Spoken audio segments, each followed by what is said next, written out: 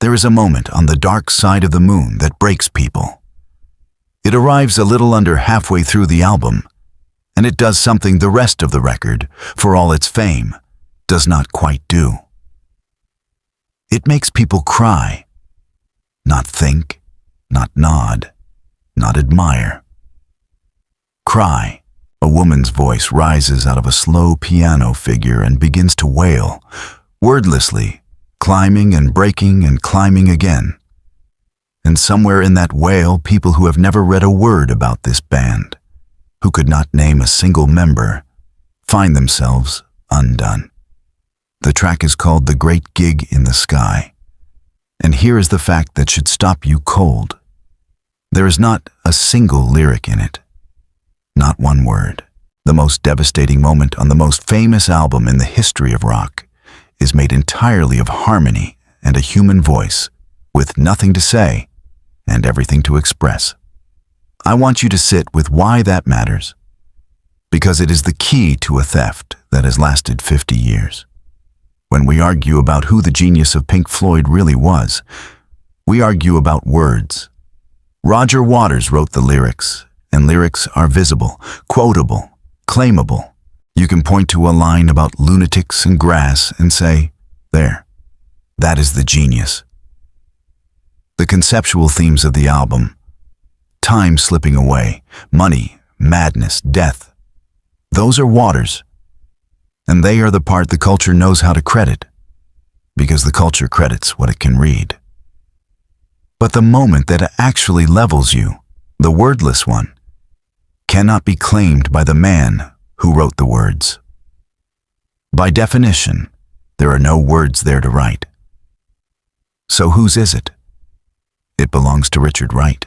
He composed The Great Gig in the Sky at the piano, those slow, suspended, descending chords that open the gate for everything that follows. And this is not a footnote. This is the whole argument, because the part of Pink Floyd that the entire world recognizes as Pink Floyd, the atmospheric weather, the chords that hang in the air and refuse to resolve, the harmonic color that makes a Floyd record sound like no one else on earth. That was Wright's authorship. Waters gave the band its words and its grievances. Wright gave it its sound. And of those two gifts, only one is the thing strangers fall in love with before they understand a single concept. And it is not the words. Consider how the famous wail even came to exist, because the story is a parable of the entire injustice.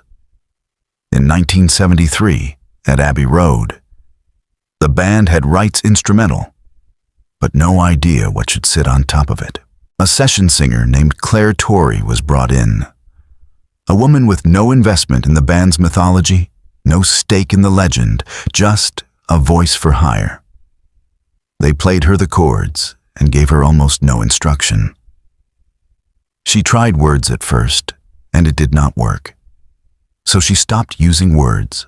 She closed her eyes and sang the chord Changes Themselves, treating her own voice as an instrument grieving over Wright's harmony.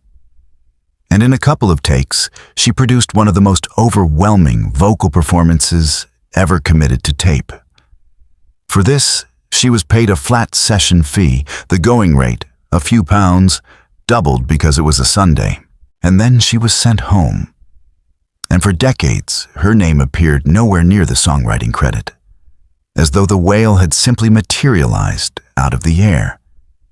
It took her until the 2000s to sue for what she had created, and she won.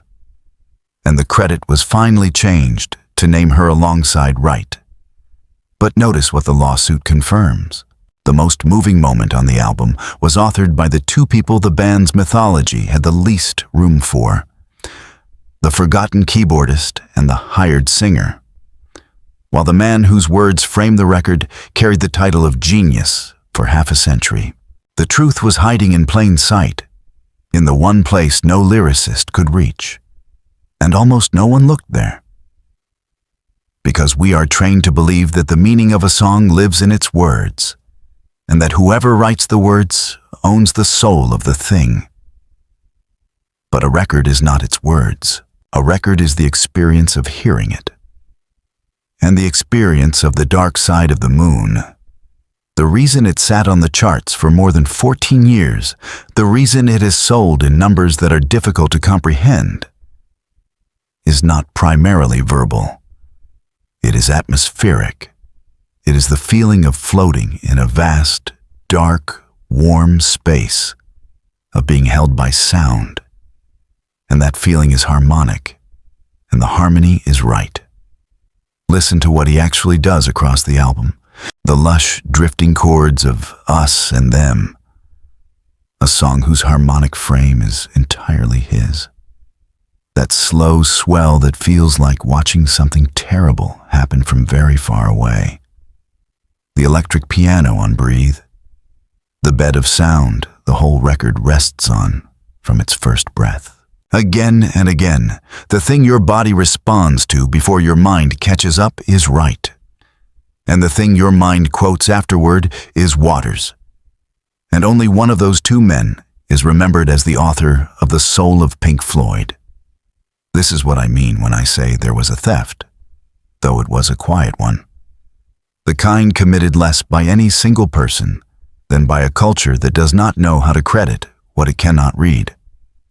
Wright did not fight for the credit. That was part of his tragedy, and part of his gift. He was not a man of grievances. He was a man of chords, and chords do not announce their author the way a bitter lyric does.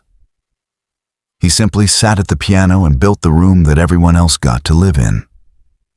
And when the band, years later, no longer wanted him, they removed him from that room with a coldness that should be remembered far more than it is.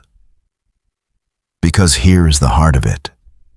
The thing this whole channel keeps returning to. Pink Floyd did not lose its soul when Roger Waters walked away in the 80s. Pink Floyd lost its soul when Richard Wright was pushed out during the making of The Wall, reduced to a salaried player on the band's own record, the harmonic author demoted to hired hand. After that, the atmospheric magic flickers and fades, and when it returns at all, it returns because Wright was quietly brought back to supply the one thing no one else in the band could make. The sound, the weather, the room, and he never made it alone, which is the other half of a truth the genius cult cannot hold. Behind Wright's harmony sat Nick Mason, the diplomat, the drummer who almost never soloed, and understood that his gift to this specific band was not display, but patience, a pulse steady enough to let the harmony float free. The two least celebrated members were the two who actually held the sound in the air, while the world hung the legend entirely on the man who wrote the words and the ghost who had founded the band and vanished. 4 men, and the culture remembers the rage of one and the madness of another, and gives the architects of the actual sound the small, dismissive words. Keyboardist, timekeeper, sideman. So let me put the question as sharply as I can. If the most overwhelming moment on the most famous album in rock has no words, and if the wordless thing is the thing that makes strangers weep, then the deepest authorship of Pink Floyd was never verbal at all. And the man we have spent 50 years calling the genius was the author of only the part you can quote, not the part that breaks you. We credited the words because words are easy to credit. We forgot the harmony because harmony does not sign its name, and the man who signed nothing, who simply built the room and let us all live in it, was edged out of his own band and is remembered, when he is remembered at all, as the quiet one, the keyboard player, as though the room were less important than the furniture. There is a name that everyone says when they tell the story of Pink Floyd's first death, the death of the founder, the comet who fell. Syd Barrett. That name is spoken with reverence, over and over, because his tragedy is loud and visible and easy to mourn, But Pink Floyd died twice. The first death has a name the whole world pronounces. The second death has a name almost no one says. And it is the name of the man who wrote the wordless wail that breaks you on the most famous record ever made. We have only begun to listen for him. He is in every album, holding up the sound, and the band spent the rest of their lives standing on what he built, while letting the world forget his name. So here is what should keep you here, what should make you want the next one. Go back tonight and play The Dark Side of the Moon. And this time, do not listen to the words. Listen only to what holds them up, the chords underneath, the weather, the room. And then ask yourself the question this whole story turns on. If the soul of a band lives in the part you cannot quote, then how many of the artists we call geniuses are simply the ones who happen to write the words? And how many of the real authors are sitting, still, in silence, at a piano no one looks at, where art does not console, no it autopsies.